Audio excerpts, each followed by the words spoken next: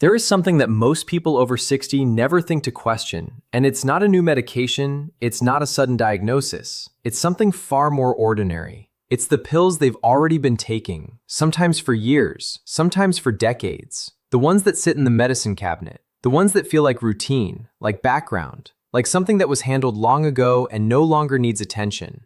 But here's what nobody tells you clearly enough. After 60, your body does not handle these medications the same way it once did. Not because the pills changed, but because you did.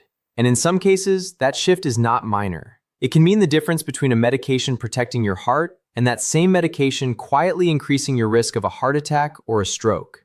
And what makes this especially difficult to catch is that there is no alarm, no sudden symptom, no obvious sign that something has changed. It happens gradually, silently in the background. And by the time something becomes noticeable, the buildup has often been there for months, sometimes years. And today, we are going to go through 5 specific types of medications that after the age of 60 have been connected to an increased risk of serious cardiovascular events. Not because they are bad medications, but because the way they interact with an aging body is very different from how they worked when they were first prescribed. And I want to be clear from the start, this is not about creating panic. This is not about telling you to throw anything away. This is about giving you the understanding you need to protect yourself. Because when you know what's actually happening inside your body, you stop operating on autopilot and you start making decisions that match where your body is right now, not where it was 10 or 15 years ago.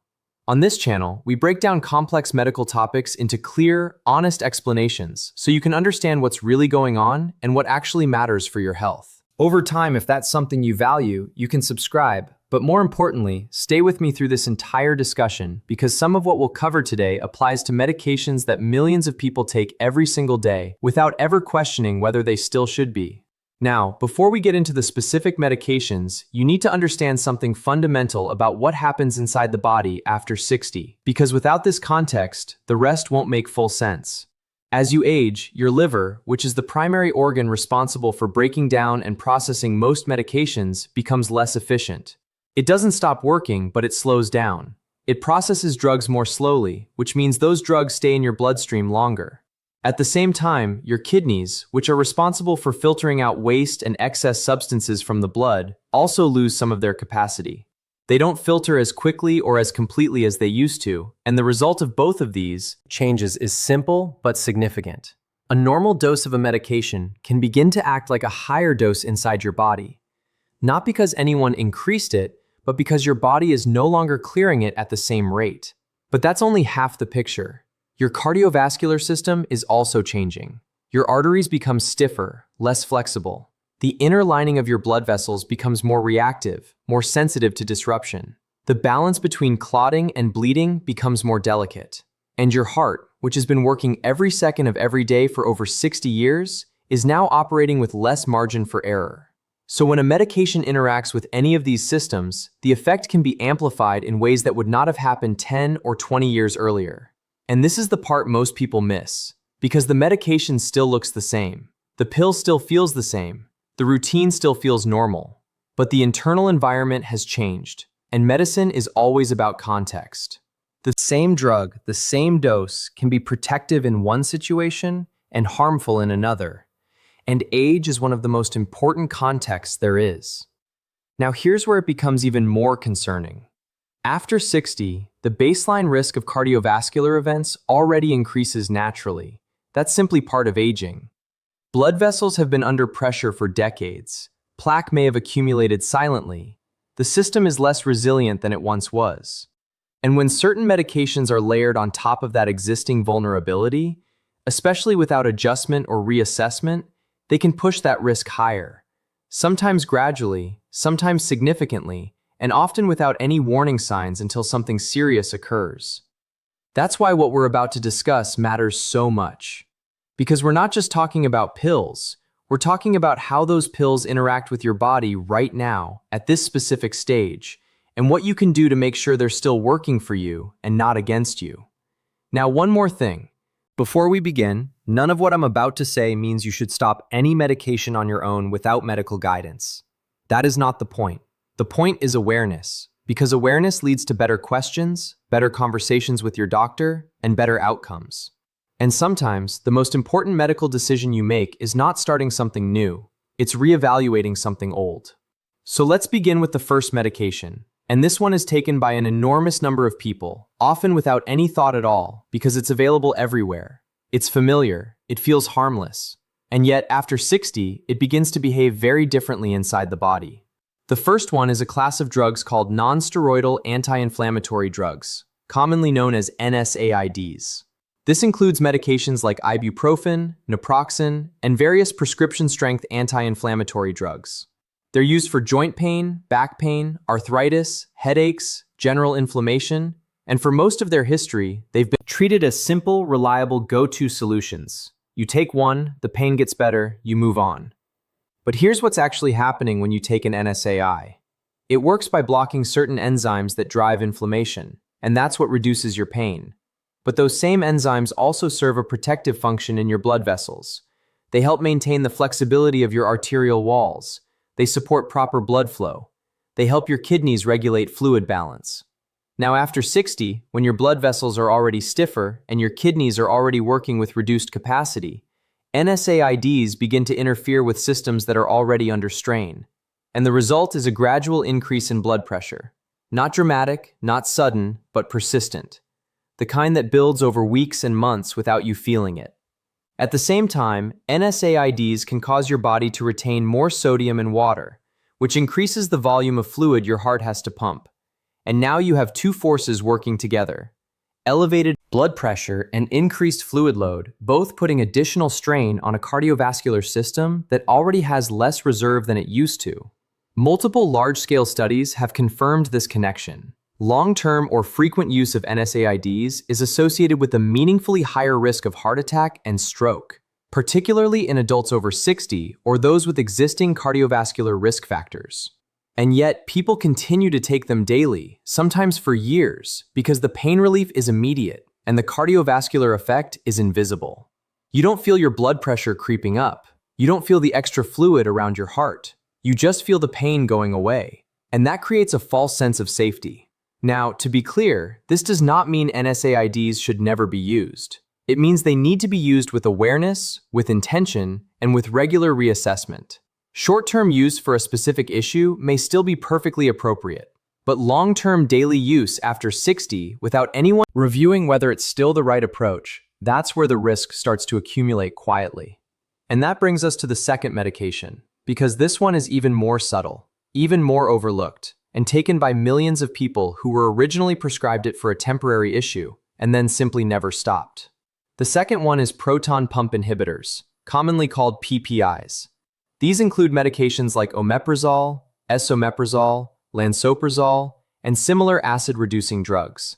They are prescribed for acid reflux, heartburn, gastric ulcers, and stomach protection, especially for people taking other medications that irritate the digestive lining. And they work well at what they do. They reduce stomach acid, they relieve discomfort, they protect the stomach. And because they do their job so effectively, many people stay on them indefinitely. But here's what most people are never told. Stomach acid isn't just there to cause problems. It plays a critical role in absorbing essential nutrients, particularly magnesium, calcium, and vitamin B12. And when you suppress that acid for months or years, these nutrient levels can gradually decline. Now, you might wonder, what does that have to do with heart attack or stroke? The connection is direct. Magnesium is essential for maintaining stable heart rhythm. Low magnesium can trigger irregular heartbeats, which in some cases can become dangerous. Calcium balance affects how blood vessels contract and relax. And vitamin B12 is involved in maintaining the health of blood vessel walls and supporting proper nerve function. When these nutrients are chronically low, the cardiovascular system becomes more vulnerable, more prone to rhythm disturbances, more prone to vascular dysfunction, and less resilient under stress.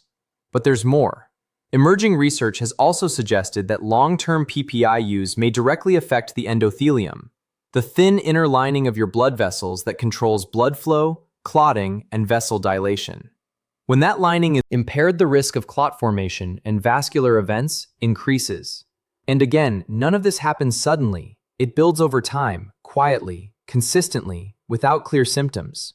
And here's the pattern that traps people. Someone is put on a PPI for a short-term issue. acid reflux from stress, a stomach irritation from another medication. And the plan was always for it to be temporary. But then it works. They feel better. They keep taking it. Nobody revisits it. And years later, they're still on it with no reassessment and no awareness of what may be shifting underneath. The solution is not necessarily stopping it immediately. It may be reducing the dose, switching to an alternative, or simply having a conversation about whether it's still needed.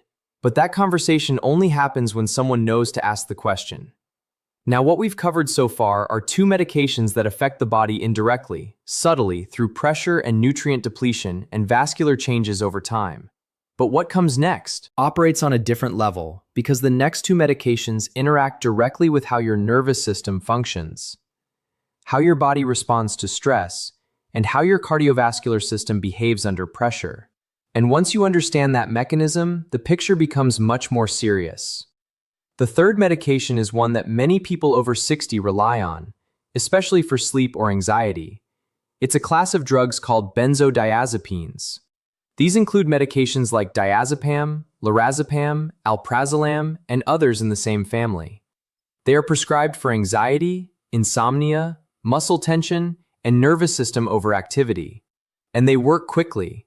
They calm the mind, they reduce tension, they help with sleep.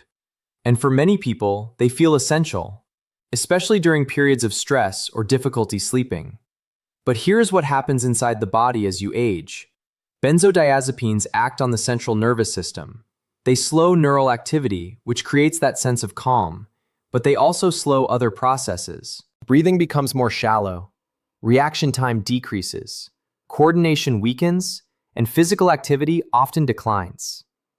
Now, here's the cardiovascular connection.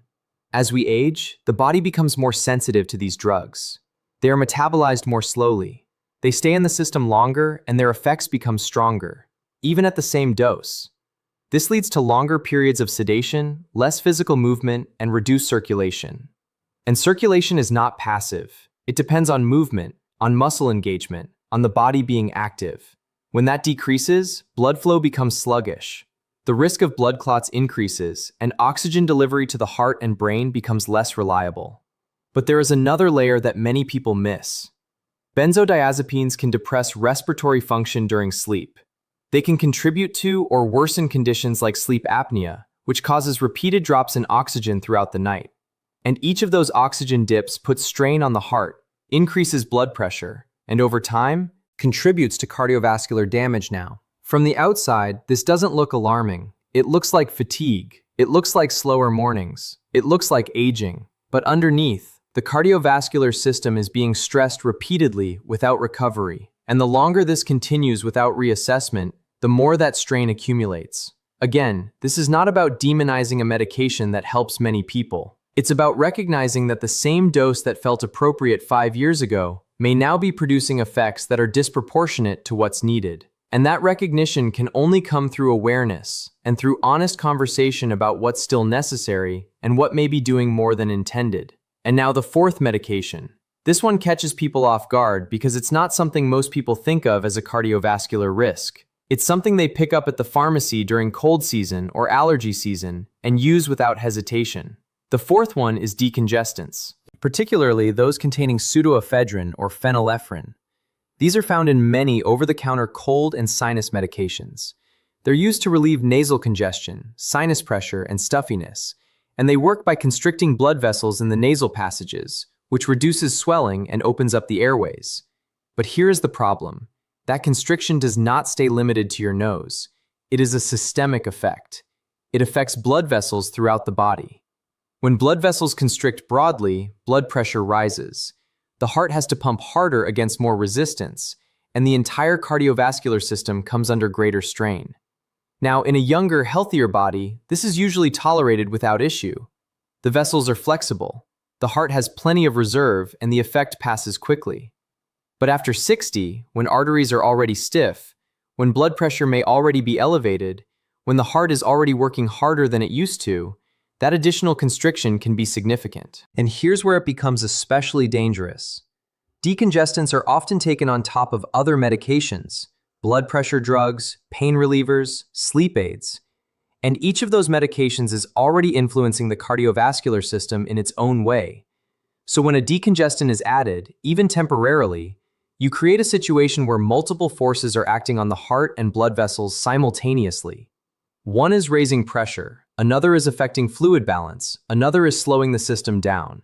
And together, they create a level of strain that no single medication would have caused on its own. And this is what people miss, because each pill on its own seems reasonable, but in combination, especially in an aging body, the total effect can be far greater than the sum of its parts.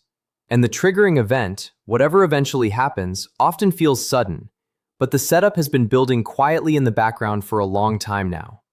This brings us to the fifth and final medication, and this is the one that surprises people the most, because it is arguably the most commonly used, the most universally trusted, and the least questioned of anything on this list. And yet, after 60, the conversation around it has changed significantly in recent years. The fifth medication is low-dose aspirin. For decades, low-dose aspirin was recommended almost universally for adults over a certain age as a way to prevent heart attacks and strokes. The idea was simple. Aspirin reduces the ability of blood platelets to stick together, which helps prevent clots from forming inside arteries. And since most heart attacks and strokes are caused by clots blocking blood flow to the heart or brain, it seemed logical that a daily aspirin would offer protection. And for certain people, it still does. For individuals who have already had a heart attack or stroke, or who have been diagnosed with significant cardiovascular disease, aspirin remains an important part of their treatment plan. But here's where things have shifted over the past several years. Major clinical trials have re-examined whether routine aspirin use benefits people over 60 who have not yet had a cardiovascular event, and the findings changed the landscape significantly for many of these individuals.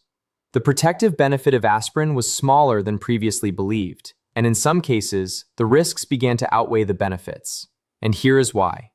Aspirin reduces clotting, but clotting is not only harmful, it is also how your body stops bleeding when a blood vessel is damaged.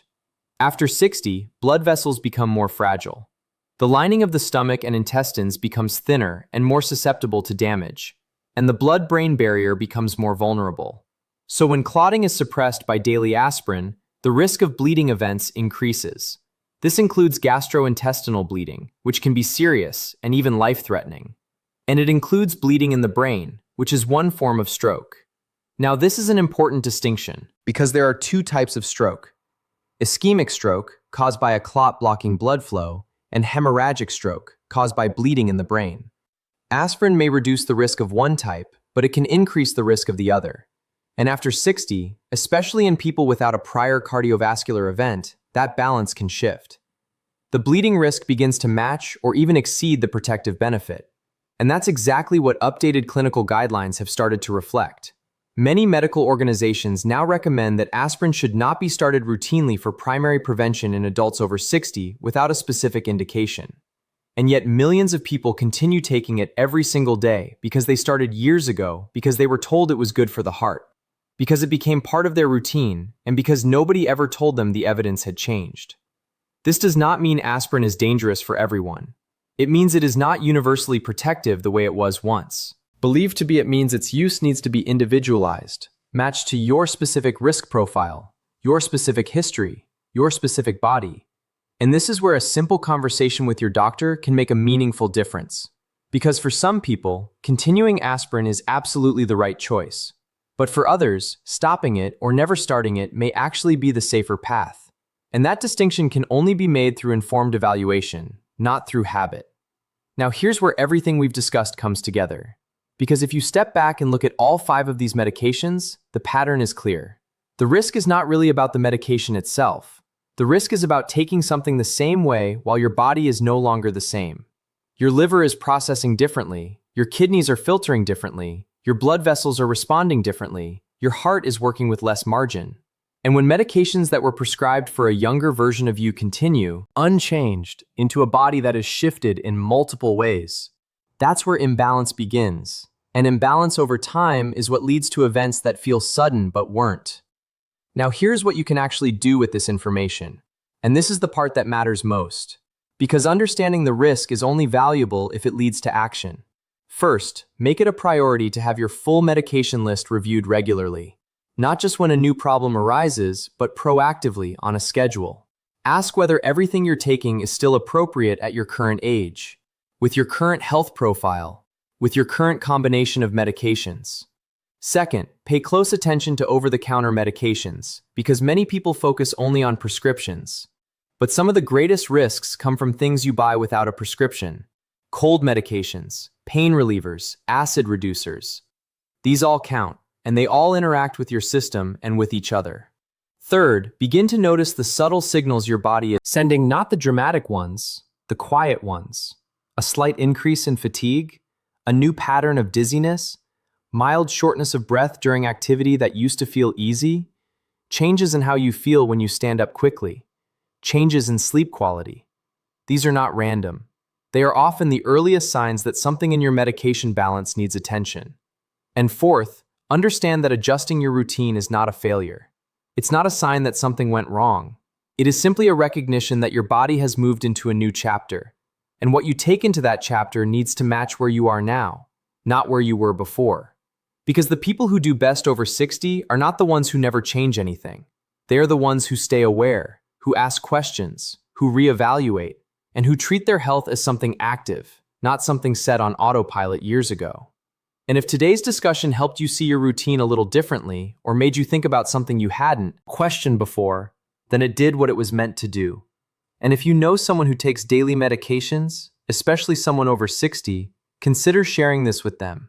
Because sometimes the most powerful thing is not a new treatment. It's simply a new awareness that what worked before may need to be looked at again.